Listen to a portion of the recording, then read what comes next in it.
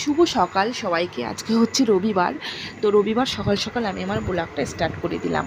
তো আমি যেহেতু কোয়ার্টারে থাকি, কোয়ার্টারে আমি আমার বাচ্চা, সংসার আর সবাইকে নিয়ে, আমার হাজব্যান্ড সবাইকে নিয়ে কিভাবে আমার জীবন কাটছে, তো সেই সমস্ত ব্লগগুলোই তোমরা দেখতে পারবে। তো কালকে দেখেছিলে রাতে আমি এই বেড কভারটা ধুয়ে দিয়েছিলাম। তো সারা রাত বেলকনিতেই ছিল, যেহেতু কোয়ার্টার মানে বুঝতেই পারছো ছোটোখাটো জায়গা, তো কোথায় বা নাড়বো, সেই কারণে সারা রাত বেলকনিতেই ছিল। তো ওই রাতের মধ্যে শুকিয়ে গেছে, যেহেতু বাইরে হাওয়া বাতাস চলে। আর এখন সকালে উঠিয়ে নিয়ে আমি ভাঁজ করে রেখে দিলাম। তো সকালে কিন্তু আমি অনেক টাইম আগেই উঠেছি, উঠে আমার ঘর ঝাড়ু মোছা সমস্ত কিছুই হয়ে গেছে। তো এখন আমি দেখো এই ঘরে যেহেতু আমার ছেলে শুয়েছিল, আমার ছেলেও কিন্তু উঠে গেছে। মানে বড় ছেলে শুয়েছিল আর ছোটো ছেলে আমাদের সাথে ভেতরের ঘরে শুই। আর বড় ছেলে যেহেতু 10 বছর হয়ে গেছে, তো এখন একসাথে চারজন আর না ভেতরের ঘরে ধরে না, তো সেই কারণে ওকে এই ঘরেই দেওয়া হয় শুতে। তো শুতে দেওয়া হয়েছিল আর ওকে উঠিয়ে দিয়েছি। তো এখন দুই ছেলে আমি মিলে সকালের খাবার খেয়ে নিলাম। সকালে খাবার বলতে কালকে রাতে রাধাবল্লভী বানিয়েছিলাম, তো সেটা বেঁচে গিয়েছিল, তো মিষ্টি দিয়ে খেয়ে নিলাম। সকাল সকাল যদিও মিষ্টি খাওয়াটা উচিত না, কিন্তু কি করব আর কি বানাবো, তো ওটা দিয়েই খেয়ে নিলাম। তো যাই হোক, খাওয়া দাওয়া করে বাসনপত্র ধুয়ে এখন কিন্তু বেশ অনেকটা বেলা হয়ে গেছে, 9:30 মতন বাজে। তো দুপুরে তো রান্নাবান্না করতে হবে, তাই না? আর এদের ফোর্সদের মধ্যে তো সবসময় টাইমে খাওয়া দাওয়া সব কিছুই, যেহেতু ডিউটিতে তালে তালে চলতে হয়। আর আজকে যেহেতু 12 ঘন্টা ডিউটি আছে, তো সেই কারণে দুপুরে একটু খেয়ে দিয়ে ঘুমাবে, কেননা না ঘুম দিলে আবার সারা রাত জাগতে হবে, 12 ঘন্টা ডিউটি। আর এখন যেহেতু ইলেকশন চলছে, ইলেকশনে অনেকেই চলে গেছে, তো সেই কারণে 12 ঘন্টা ডিউটি চলছে। এখন প্রায় দিনই 12 ঘন্টা ডিউটি থাকবে। তো যাই হোক, দেখো ফুলকপি, সিম এই সমস্ত কেটে রেখে আসলাম। দুপুরে ভাবছি কি রান্না করব। তো ফুলকপি বেশ কদিন হয়ে গেছিলো, ঠিক আছে, সেই কারণে একটু কালো কালো হয়ে গেছিলো। তো আমি ভাবছি এতটা ফুলকপি কী করব, আজকে যদি রান্না না করি তাহলে ফুলকপিটা নষ্ট হয়ে যাবে। তো সেই কারণে ফুলকপি আলু দিয়ে ঝোল করব আর সিম আলু দিয়ে চচ্চড়ি করব। তো সেটাই কেটে নিলাম, তারপরে দেখছি আর কিছু বানানো যায় কি না। তো দেখো আমি পেঁয়াজ, রসুন, আদা, আলু, টমেটো সব কিছু কেটে নিলাম। আর আমরা জানো তো সমস্ত সবজিতেই পেঁয়াজ রসুন দিয়ে রান্না করে খাই, কেন কি আমার হাজব্যান্ড খেতেই পারে না আদা জিরে দিয়ে রান্না করলে। যেহেতু ও বাইরে, যখন আমার বিয়ে হয়নি তখন ও ম্যাচে খেত, আর ম্যাচে সমস্ত সবজি তরকারি পেঁয়াজ রসুন দিয়েই রান্না হয়। তো অভ্যাসটা হয়ে গেছে, ওই কারণে আমাকে ওই রান্না করতে হয়। তো বিয়ের পরপর প্রথম তো আমি খেতেই পারতাম না পেঁয়াজ রসুন দিয়ে সমস্ত সবজি, যেহেতু বাপের বাড়িতে অভ্যাস নেই। হ্যাঁ, চিকেন মাটন রান্না হলে পেঁয়াজ রসুন দেয়, বাকি মাছ, এই যে ফুলকপি আলু সবজি এই সমস্ত কিন্তু আদা জিরে দিয়ে রান্না করতো মা। তো আমার সেটা খেয়ে অভ্যাস ছিল, কিন্তু বিয়ের পরে ওই যে হাজব্যান্ড খেতে পারে না, তো সেই কারণে রান্না করতেই হতো। তো তারপরে ধীরে ধীরে আমারও এমন অভ্যাস হয়ে গেছে এখন। তো আমিও কি বলবো, পেঁয়াজ রসুন ছাড়া আমারও এখন আর ভালো লাগে না, পেঁয়াজ রসুন দিয়েই মনে হয় যে হ্যাঁ সবজিটা খুব দারুণ লাগছে। তো যেদিন নিরামিষ খাই সেদিন একটু কষ্ট হয়, যেহেতু আমরা সোমবার মানি, তো সোমবারে নিরামিষ খেতে হয়, তো সেদিন একটু কষ্টই হয় আর কি, যে পেঁয়াজ রসুন ছাড়া খাচ্ছি কেমন কেমন লাগছে। তো এটাই। তো যাই হোক, দেখো তোমাদের সাথে কথা বলতে বলতে কিন্তু আমার সবজি তরকারি আর আমি ডিমের অমলেটও বানিয়েছি, ডিমের অমলেট সবই রান্নাবান্না আমার কিন্তু হয়ে গেছে। আর এই দেখো এইদিকে একটু শসা বেঁচেছিল, তো একটু শসা কেটে নিলাম, নিয়ে আমি একটা খেলাম আর ছেলেদেরকে দিয়ে চলে আসলাম, ওরাও বসে বসে খাক। তো দেখো ওইদিকে কিন্তু ফুলকপির তরকারিটাও ফুটছিল, একটু গরম মশলা দিয়ে আর একটু ফুটিয়েছিলাম, তো নামিয়ে নিলাম। তো ব্যাস আমার কিন্তু রান্নাবান্না সব হয়ে গেল। তো দেখো এটা হচ্ছে আমরা খাবার জল আমরা ফুটিয়ে খাই, যেহেতু আমাদের কাছে অ্যাকোয়াগার্ড নেই, তো জলটা গরমে বসিয়ে দিচ্ছি, তো এটা ফুটতে থাকুক। আর এদিকে আমার রান্নাবান্না হয়ে গেছে। আর এখন আমি গ্যাসের চারিপাশে সমস্তটাই মুছে নেব, যেহেতু চারিদিকে একটু তেল চিটে তো হয়েই যায়, তাই না? তো দেখো আমার রান্নাবান্না সব হয়ে গেছে, এই যে এখানে সব রান্নাবান্না আছে, আর এখানে সমস্তটা পরিষ্কার করে নিয়েছি, দেখো পুরো পরিষ্কার করে নিয়েছি। আর এই যে এখানে জল গরম বসালাম, যেহেতু আমরা জল ফুটিয়ে ঠান্ডা করে খাই, আমাদের কাছে অ্যাকোয়াগার্ড নেই, তো সেই কারণে। তো আমার রান্নাবান্না সব কমপ্লিট, আর এখন যাব চানে, চান করলে হয়ে যাবে। আর এখন টাইম দেখো, টাইম এখন ওই যে 12টা বেজে গেছে। এবার রান্নাবান্না করলাম, সকালে যতই ঘর ঝাড়ু দাও না কেন তবুও একটু সেই সবজি টবজি কেটেছি উঠেছি, তবুও একটু ধুলো সবজি টবজি থাকেই, তাই না? তো এবার একটু ঝাড়ু টাড়ু দিয়ে আমি চানে চলে যাবো, চান করে এসে তো তোমাদের সাথে আবার কথা হচ্ছে, ঠিক আছে? আর চান হঠাৎ মনে পড়লো, আরে বাসন ধোয়া হয়নি তো। তো বাসন তো ধুতে হবে, তাই না? এই যদি বাসনটা এখন আমি রেখে দিয়ে চানে চলে যাই, তাহলে চান করে এসে যখন আমরা ভাত টাত খাবো, তাহলে আরও বাসন বেড়ে যাবে। তখন ওই খাবার পরে না খুব প্রচণ্ড কষ্ট হবে। তো সেই কারণে ভাবলাম চলো যখনের কাজ তখনই করে নিই। তো ফটাফট করে যে তোমার কড়াই ছিল, হাতা খুন্তি ছিল, তো সেই সমস্তগুলো ধুয়ে নিলাম। ধুয়ে চারিদিকে, বেসিনের চারিদিকে সব পরিষ্কার করে মেজে ঘষে নিয়ে মুছে নেব। আর যখনের কাজ তখন যদি তুমি করে নাও না, তাহলে তোমার পরে কিন্তু কষ্টটা কম হয় আর কাজটাও এগিয়ে থাকে। তো সেই কারণে আমি আর কুড়েমি করলাম না। দেখো বাসন কোসনগুলো সব ধুয়ে নিয়েছি। তো এবার যেখানেতে সেখানে রেখে দিয়ে চলে যাব। তো দেখো, আর চানে যাচ্ছিলাম তো ভাবলাম যে এই ঘরে যেহেতু সবজি কেটেছিলাম, তো সবজিটা যতই উঠায় না কেন, তবুও বাচ্চার ঘর ওরা সেই দৌড়োদৌড়ি করেছে, চারিদিকে ধুলোমাটিই করে দিয়েছে আবার। তো সেই কারণে ভাবছি সেই পায়ে পায়ে হবে, খাটের উপরে উঠবে, নোংরা হবে, তার থেকে বরঞ্চ আর একবার নয় মুছে দিয়েই আমি চানে যাই। তো দেখো ফটফট করে ঘরদোর মুছে নিচ্ছি আর তারপরে চানে চলে যাব। তো দেখো চান টান করে কিন্তু আমি ছাদের উপরে চলে এসেছি।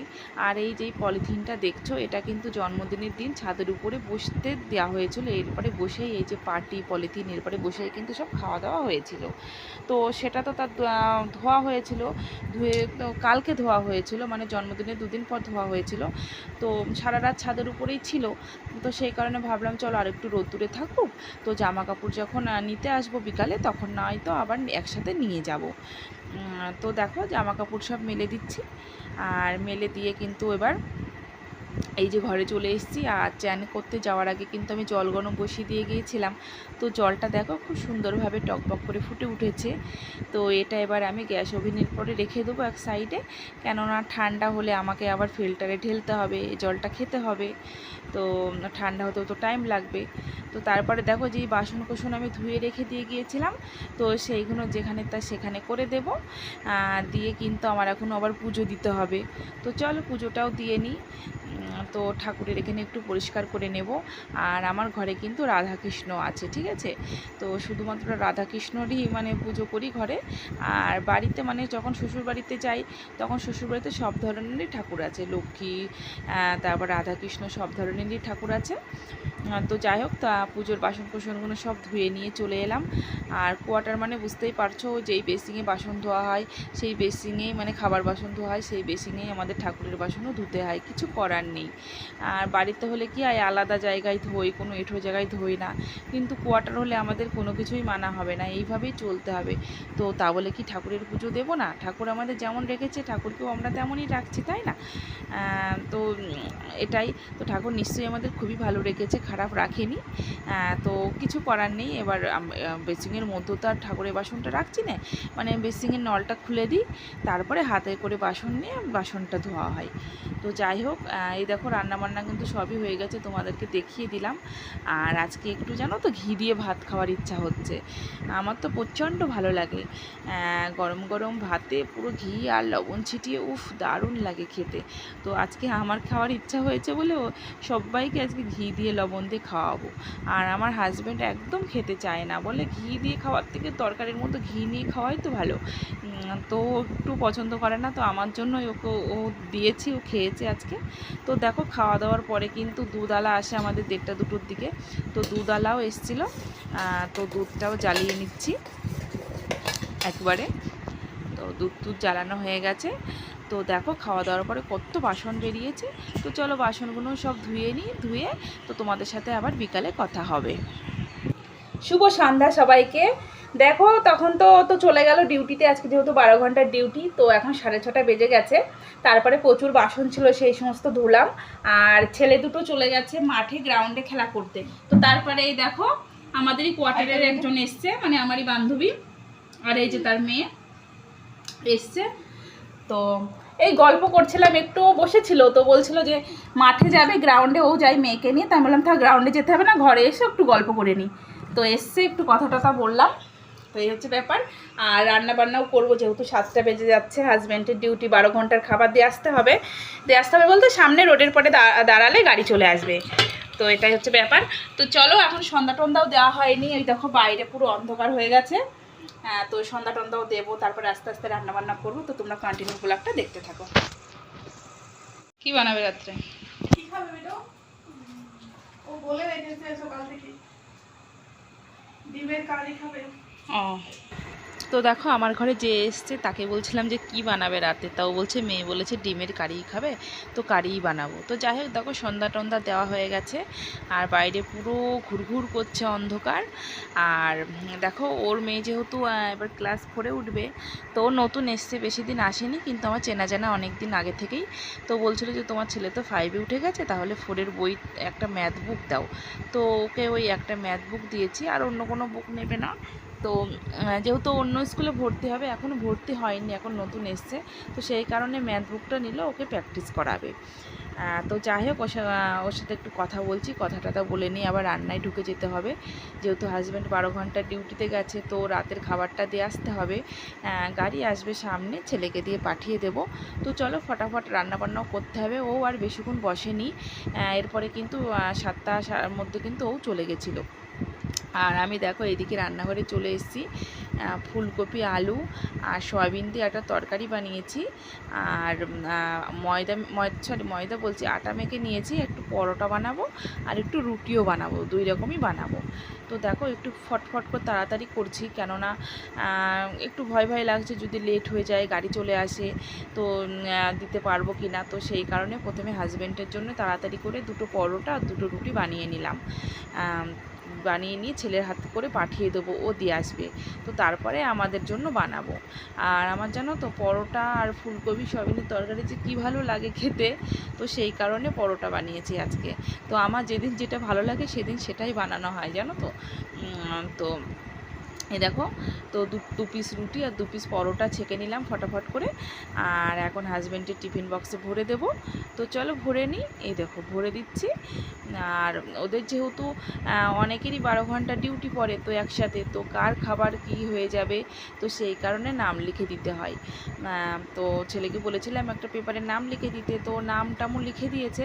তো এখন এই দেখো নামটাও আমি টিফিন বক্সের সাথে সেট করে দেবো, দিয়ে ব্যাগের ভিতরে ভরে ছেলের কাছে পাঠিয়ে দেবো, ও দিয়ে আসবে। তো এটা পাঠানোর পরে না আমার টেনশান ফ্রি হয়ে যাবে, যে দিতে পারবো কি না দিতে পারবো, একটা টেনশান চলছিল মনে। তো চলো ছেলের হাতে দিয়ে দিই। তো দেখো এখন তো 8টা 15 বেজে গেছে। তো এই যে রাতের খাবার ছেলের হাতে দিয়ে দিচ্ছি, ও দিয়ে আসবে। ওই ছেলে রেডি, এখানে গাড়ি আসতো, তো গাড়ির জন্য তাকিয়েই থাকতে হতো যে কখন আসবে। সেই কারণে ভাবছি চলো যেখানে গাড়ি যেখানে থাকে সেখানেই একেবারে দিয়ে আসুক, বেশি দূর না, 10 মিনিটের রাস্তা, তো দিয়ে চলে আসবে। হয়ে গেছে, দেখে শুনে যাবি, ঠিক? হ্যাঁ, তাড়াতাড়ি চলে আসবি, ঠিক আছে। তো ছেলের কাছে দিয়ে দিলাম, এবার যে কটা বাকি আছে আমি ফটফট করে বানিয়ে নেব। এই যে দিয়ে নিলাম না, টেনশনটা চলে গেল আমার, নয়তো ওই টেনশন থাকতো যে সব বানাতে গেলে লেট হয়ে যাবে কি না, কি হবে। তো সেই কারণে বানিয়ে নিলাম। তো ওই যে বাকি আছে ওইগুলো বানিয়ে নেবো, বাস হয়ে যাবে। তো দেখো এখন কিন্তু 9:30 মতন বেজে গেছে। তো 2 ছেলেকে নিয়ে খেতে বসে গেছি, আর হাজব্যান্ডও তো ডিউটিতে আছেই, 12 ঘন্টা ডিউটি। আর দেখো কোয়ার্টারে থাকতে হলে সেই সকাল থেকে রাত পর্যন্ত কি তাড়াহুড়ো, মানে একটুখানিও স্বস্তি নেই। এখন একটু ঘুমাতে যাব তবেই স্বস্তি পাবো। তো 2 ছেলেকে সামলানো, হাজব্যান্ডের টাইমে টাইমে খাবার বানানো, মানে সমস্ত কিছুটাই একা হাতে করতে হয়। তো এইভাবেই আমাদের কোয়ার্টারের কিন্তু জীবনটা চলছে। তো দেখো খাওয়া দাওয়া সব কমপ্লিট আমাদের। তো এখন টেবিলটা মুছে নেব, আর কটা বাসন আছে ধোবো, ব্যাস হয়ে যাবে।